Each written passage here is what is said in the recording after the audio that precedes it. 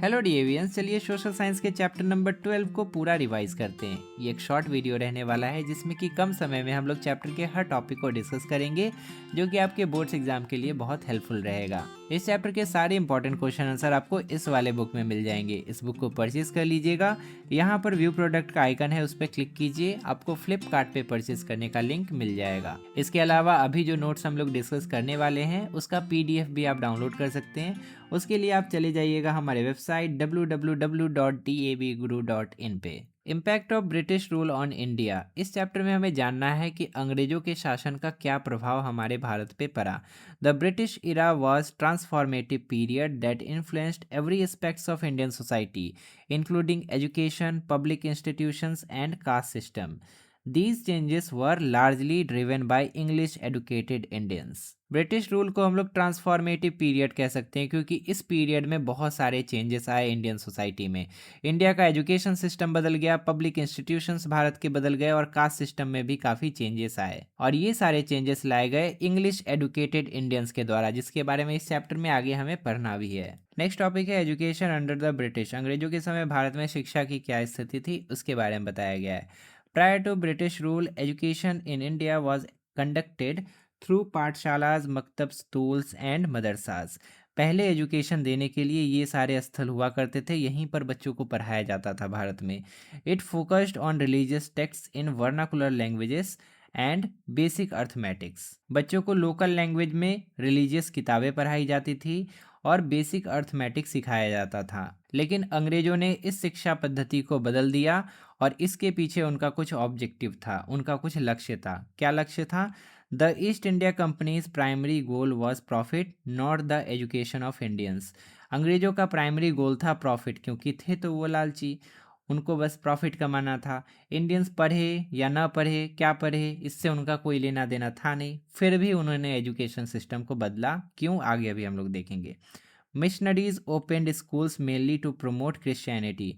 अंग्रेजों ने Christian missionaries को भारत में बुलाया था और उन्होंने स्कूल्स खोले थे। क्यों खोले थे? पढ़ाने के लिए नहीं, इसीलिए खोले थे ताकि भारत के लोगों को क्रिश्चियन बनाया जा सके। उसके बाद चार्टर एक्ट 1813 लाया जाता है। इस एक्ट के तहत ये पहला स्टेप था जिसके तहत 1 लाख रुपए इंडियन एजुकेशन में इन्वेस्ट किया गया था अंग्रेजों के द्वारा। उस समय 1 लाख रुपए बहुत ज़्यादा था, अभी तो कुछ नहीं होगा, एक मैकबुक भी नहीं आएगा। 1 लाख रुपया इन्वेस्ट किया गया था ताकि इंडिया के एजुकेशन सिस्टम में अपने हिसाब से वो लोग बदलाव कर सकें। The orientalist and Anglicist controversy. उस समय अंग्रेज जब भारत की शिक्षा व्यवस्था को बदलना चाहते थे तो भारत के लोग भी दो हिस्सों में बट गए थे।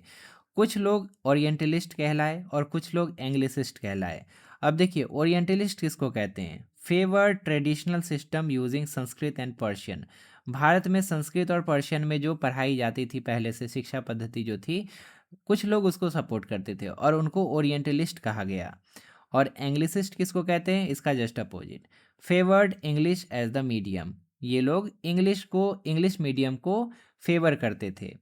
उसके बाद लॉर्ड मैकेले आता है। लॉर्ड मैकेले एक आदमी था, अंग्रेजी था, सपोर्टेड एंग्लिसिस्ट। वो एंग्लिसिस्ट को सपोर्ट कर देता है क्योंकि उसका बात था ना भाई, उसके पक्ष में ये था ना, तो इसको सपोर्ट कर देता है। To create a class of Indians, Indian in blood and colour but English in taste and opinion. मतलब वो एक ऐसा क्लास डेवलप करना चाहता था जो कि ब्लड में और देखने में तो इंडियन हो, कलर में और ब्लड में तो इंडियन हो, लेकिन टेस्ट और ओपिनियन में अंग्रेज हो। To serve as cheap administrative level, ताकि उसको एक लेबर मिल सके, काम करने वाला मिल सके। अब समझ में आया ना कि वो केवल इंग्लिश इसीलिए पढ़ाना चाहता था ताकि उसको यहाँ पर उसके लिए काम करने वाले लोग मिल सके। कितना लाता वहाँ से, ब्रिटेन से कितना लोग को उठा के लाता। नेक्स्ट टॉपिक है की एजुकेशनल माइलस्टोन। एजुकेशन को लेकर क्या क्या की इवेंट्स हुए थे उसके बारे में बताया गया है। सबसे पहला है woods dispatch 1854।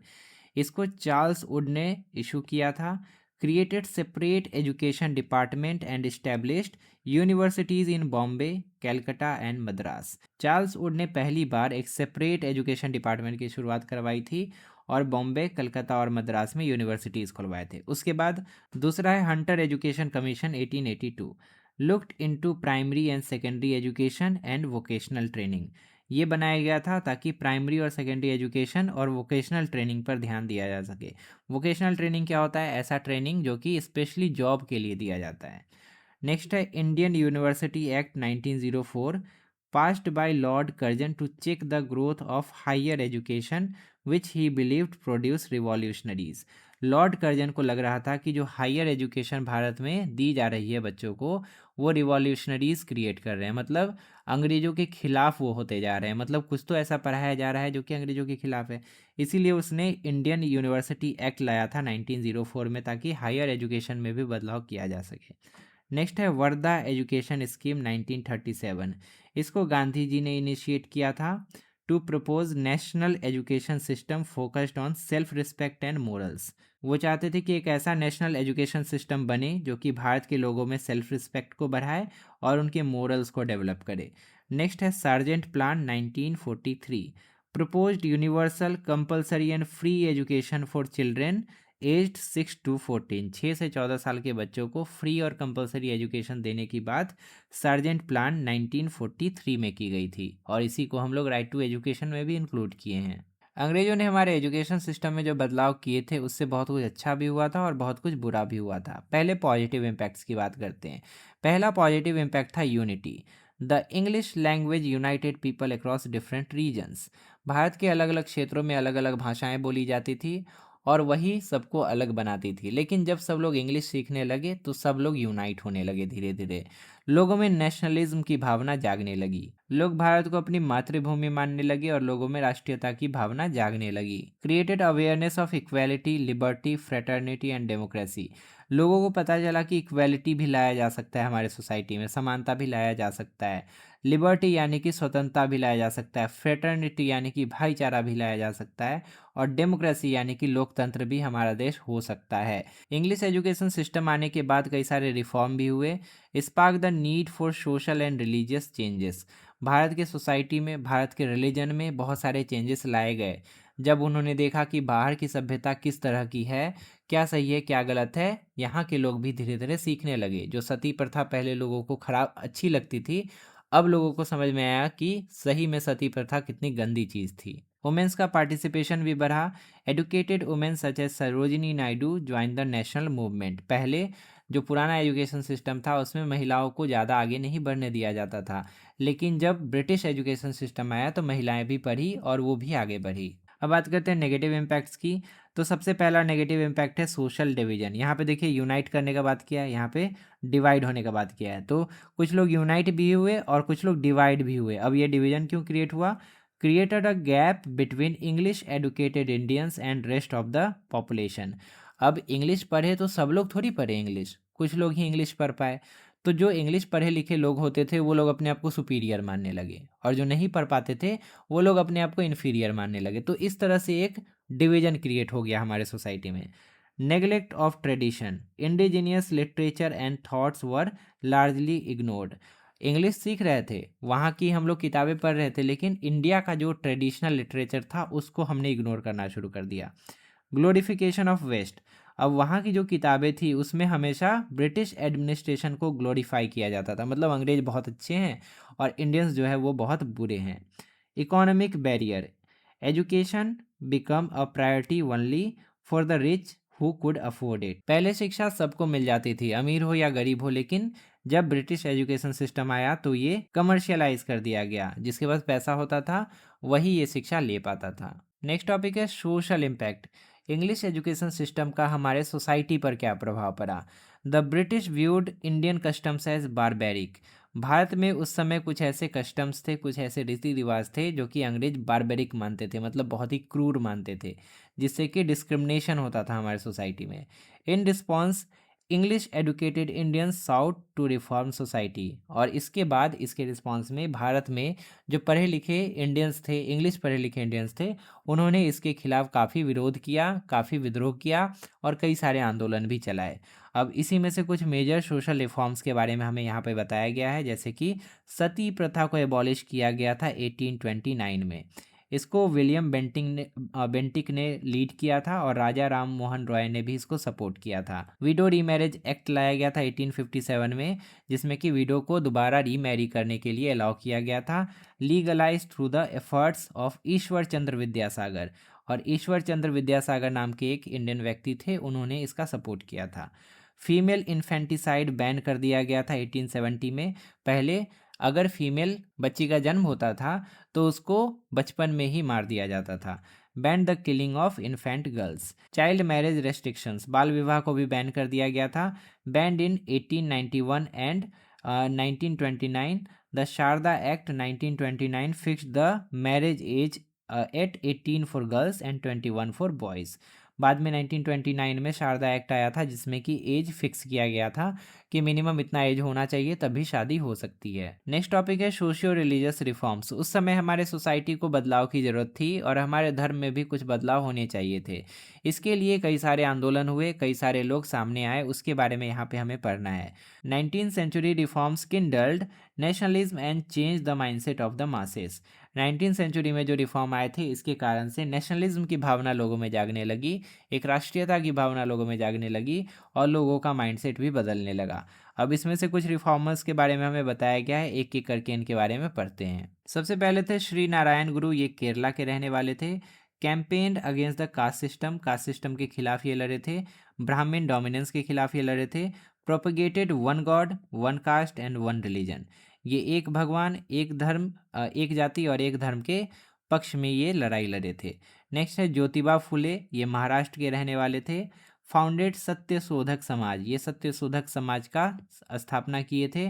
Worked for the upliftment of oppressed classes and viewed education as liberation, उन्होंने पीड़ित वंचित दलित लोगों का सपोर्ट किया था, उनको ऊपर लाने के लिए काम किया था और एजुकेशन को लिबरेशन का मार्ग समझा था। मतलब अगर एजुकेशन दे दिया जाए सबको तो सबको ऊपर लाया जा सकता है। वीरसलिंगम कंदुमकुरी, ये आंध्र प्रदेश के रहने वाले थे।